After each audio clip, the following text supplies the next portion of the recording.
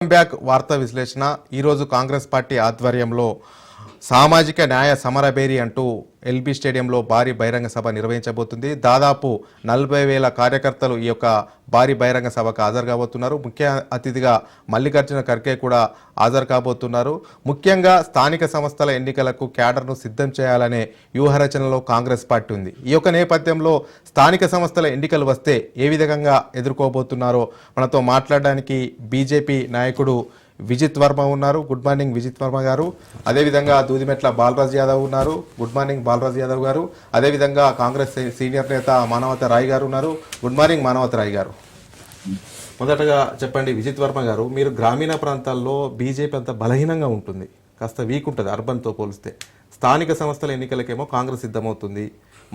మరోవైపు ఉద్యమ పార్టీగా ఉన్నటువంటి బీఆర్ఎస్ కూడా క్యాడర్ గట్టిగా ఉంటుంది గ్రామీణ ప్రాంతంలో. బీజేపీ ఏ రకంగా సిద్ధంగా పోతుంది, ఏ రకంగా ముందుకెళ్ళబోతుంది?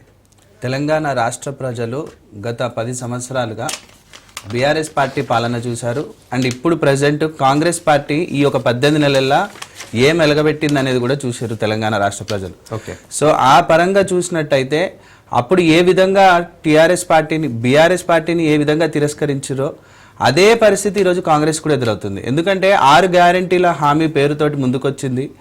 రేవంత్ రెడ్డి గారు చీఫ్ మినిస్టర్ అయ్యారు. సరే, అప్పుడు గతంలో అరాచకత్వం, అవినీతి, టూ మచ్ ఆఫ్ కరప్షన్ ఉందని చెప్పి ఆ పార్టీ వద్దు మాకు అని చెప్పి తెలంగాణ రాష్ట్ర ప్రజలు ఇంకొక ఆల్టర్నేట్ చూసుకున్నారు. ఆల్టర్నేట్ కాంగ్రెస్ ఆ రోజు అయింది.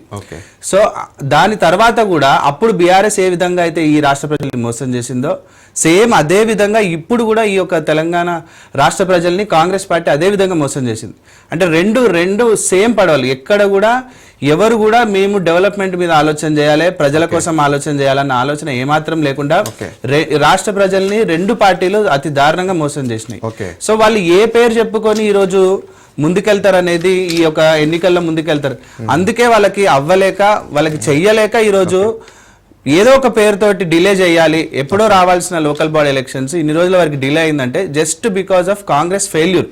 వాళ్ళు 6 గ్యారంటీలు అన్నారు, 6 గ్యారంటీలు అంటున్నారు. అలా మెయిన్ అయినటువంటి రైతు భరోసా ఇచ్చారు, రైతు రుణమాఫీ ఇచ్చారు, ఇందిరమ్మ ఇండ్లు ఇచ్చారు, అదేవిధంగా 200 యూనిట్ల లోపు కరెంటు కూడా ఫ్రీ ఇస్తున్నారు, ఉచిత బస్సు ఇచ్చారు. వాళ్ళు చెప్పిన హామీలు చాలా మేరకు సంవత్సరంలోనే అయింది కదా, 18 నెలలు అయింది కదా, ఇచ్చినటువంటి హామీలు నెరవేర్చుకుంటున్నారు కదా.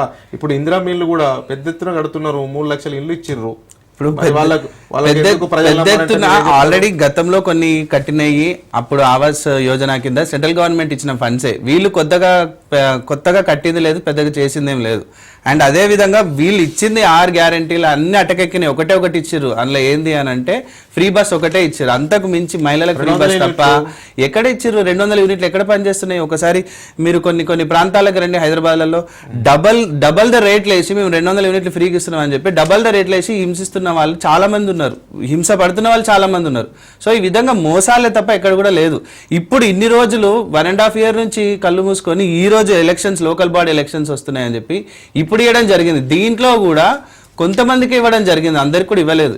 ఏ విధంగా అయితే మేము మా ప్రభుత్వం వస్తే వెంటనే రుణమాఫీ ఏ విధంగా అయితే చేస్తామో, మా ప్రభుత్వం వస్తే రేపటి నుంచి అందరికీ కూడా రైతు బంధు ఇస్తామని ఏ విధంగా అయితే చెప్పారో అదంతా సుత్త తప్పు, ఫెయిల్యూర్ తప్ప ఎక్కడ కూడా ఈ రోజు వరకు ఇవ్వలేదు. ఇచ్చిన దాంట్లో కూడా కొంతమందికే ఇస్తున్నారే తప్ప, సెలెక్టివ్ బేస్డ్ ఇస్తున్నారు తప్ప ఎక్కడ కూడా నిజంగా ఇవ్వాలి అనేది లేదు. జస్ట్ ఎలక్షన్ కోసమని ఇవ్వడం తప్ప ఇంకోటి లేదు.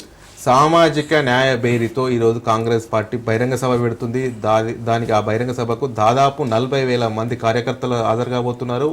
దాదాపు 12,000 పైచిలుకున్నటువంటి గ్రామశాఖ అధ్యక్షులు కూడా రాబోతున్నారు. మొత్తం స్థానిక సంస్థలకు ఎన్నికలకు సిద్ధం చేయడానికి కాంగ్రెస్ ప్రణాళిక రూపొందిస్తుంది. అదేవిధంగా సంక్షేమ పథకాలను నమ్ముకుంటుంది. బీఆర్ఎస్ ఏ విధంగా ఎదుర్కోగలుగుతుంది అధికార